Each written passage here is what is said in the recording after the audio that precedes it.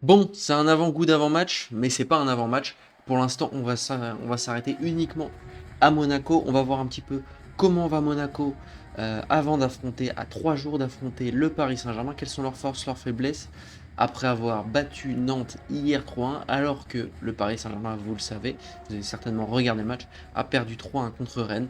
Bref, on va voir ça tout de suite. Quelles sont les forces, les faiblesses de Monaco? À tout de suite.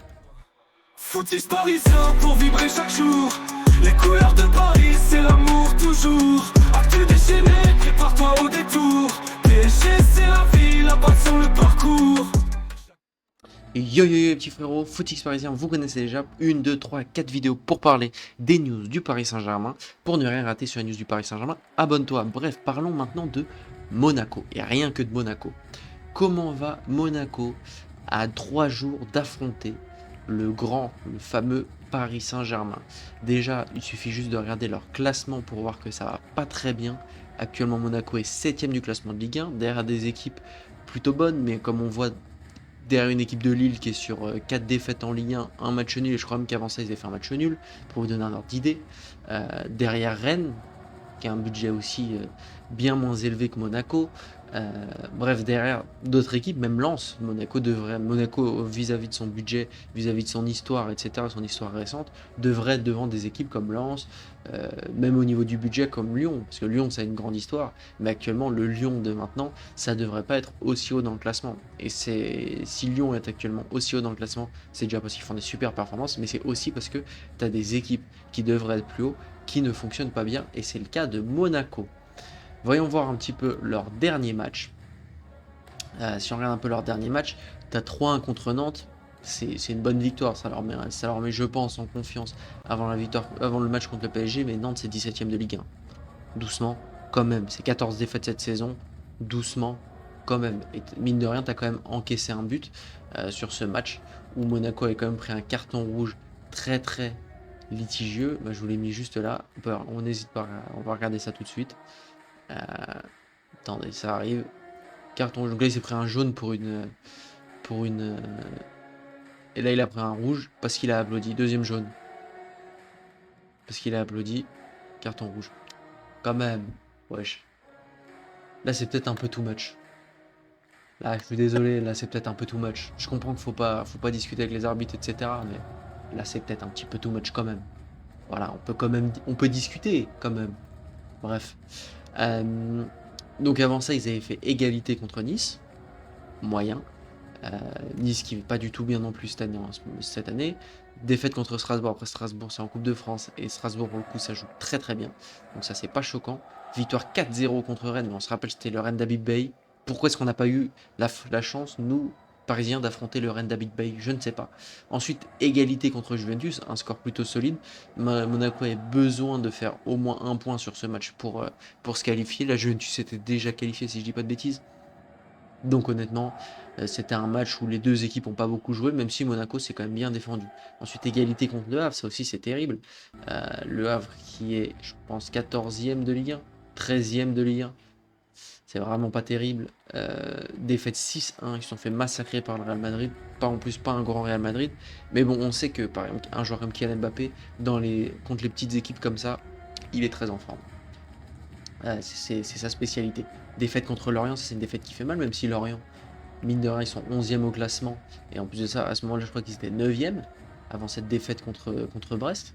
Donc voilà, ça fait partie des bonnes équipes qui sont là parce qu'il y a des moins bonnes équipes. Il y a des plus grosses équipes qui sont moins bien. Euh, Ensuite, victoire contre Orléans. Bref, défaite contre Lyon, seulement 2-1 contre Auxerre, défaite contre Monaco. Ensuite, tu as une bonne victoire contre Galatasaray, qui en plus qui est plus une mauvaise équipe. Défaite contre Brest. Et là, tu as eu la victoire contre le Paris Saint-Germain. Euh, une défaite quand même qui était plutôt chiante pour le PSG, tout simplement. Après, bon, quand tu regardes le 11 de départ du PSG, c'était pas non plus le 11 de départ. C'était pas le 11 de départ type, quoi. Voilà, il te manque quand même pas mal de joueurs. Même si en vrai, en défense et au milieu de terrain, C'était quand même pas loin d'être l'équipe type. Bon, t'as Zaïre Emery à la place d'Hakimi, mais vu le niveau actuel d'Hakimi, je pense que limite faudrait mettre Zaïre Emery en défenseur droit. Honnêtement, moi c'est ce que je mettrais pour le match contre Monaco. T'avais Lucas Hernandez, mais visiblement il a fait un bon match. Je me rappelle plus très bien, je vais pas vous mentir, c'était il y a 3-4 mois, donc je l'ai plus exactement en tête.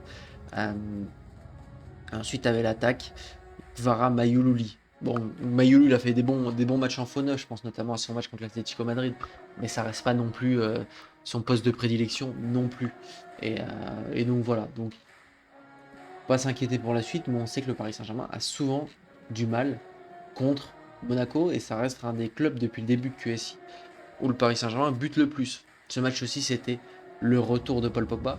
Voilà, c'était le fait notable. Mais bon, Paul Pogba qui n'a pas joué parce qu'il a été supprimé de la liste de Ligue des Champions. Bon, de toute façon, je le rassure.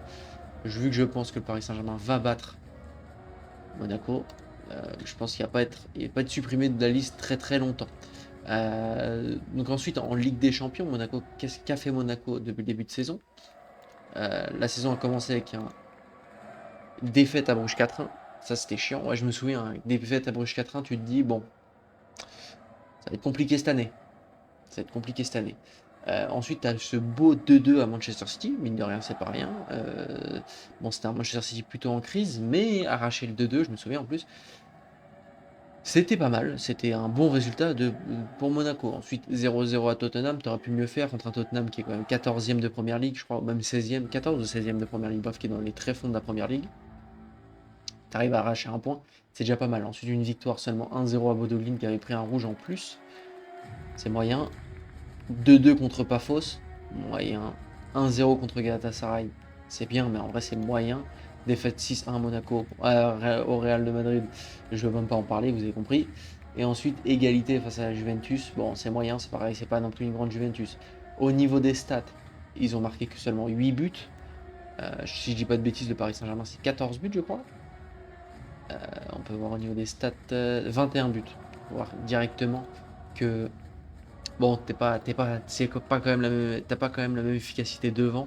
Et en vrai, t'es là un petit peu par hasard. T'es là grâce à des égalités contre Manchester City où franchement tu l'as arraché au bout contre. Voilà, mais honnêtement, bon, c'est pas un grand Monaco qu'on a cette saison. Et normalement, je m'inquiète pas. Après, le Paris Saint-Germain cette année, c'est l'art de s'auto-saboter. Donc, je me méfie quand même de ce match.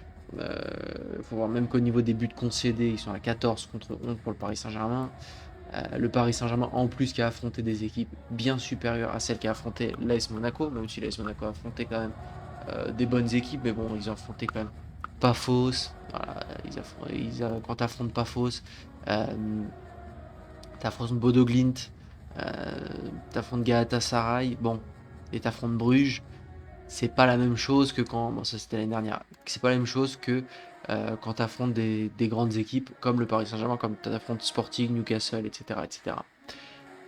Donc voilà, ensuite au niveau du jeu, le Paris, bon, c'est pareil, le PSG est une des équipes qui joue le plus en possession, donc c'est sûr que pareil, Paris aura la possession, même si ces derniers matchs, je sais pas si vous avez remarqué, mais je trouve que Paris a beaucoup moins la possession. C'était le cas contre Rennes. T'as moins cette impression de domination qu'avait le PSG. C'était le cas contre Rennes, contre Marseille, bon un peu moins, surtout au 5-1 contre Marseille. Contre Strasbourg aussi, c'était plus compliqué. Bref, le PSG est en train de perdre un petit peu son jeu et j'ai l'impression surtout qu'on s'en rend pas compte. Mais de toute façon, on est là pour faire un focus de Monaco, pas du Paris Saint-Germain, ça on verra à l'avant-match. Aussi, par contre, il faut se méfier. Monaco qui a fait 4 clean sheets.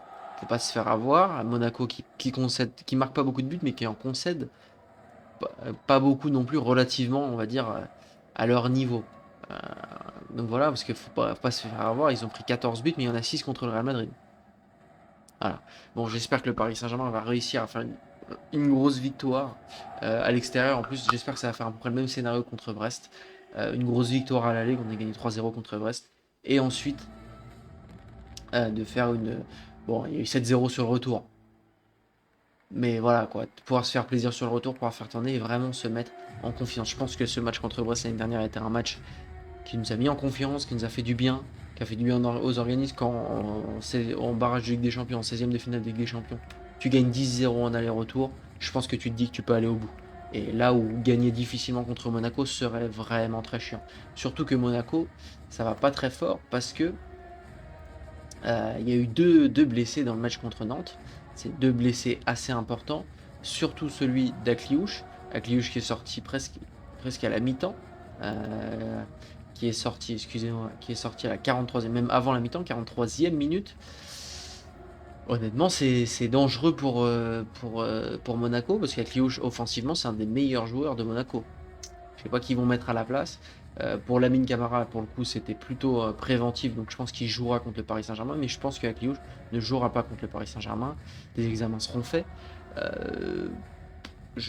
Honnêtement, ça sent mauvais pour Monaco. Je pense, je vois vraiment le Paris Saint-Germain au-dessus de Monaco, surtout cette saison, là où l'année dernière Monaco était plutôt bon. Et je pense qu'on a eu la chance de ne pas tomber contre eux dans les barrages de Ligue des Champions, même si je pense qu'on les aurait éliminés, mais ça aurait été plus compliqué en tout cas que contre Brest. Bref, n'hésitez pas à me dire ce que vous en pensez. Si vous craignez ce match contre Monaco, n'hésitez pas à liker, partager, vous abonner. Objectif 200 abonnés en février. Vous pouvez être le 130e, on est à 129. Tu peux être le 130e, ça me ferait super plaisir. Ciao, ciao.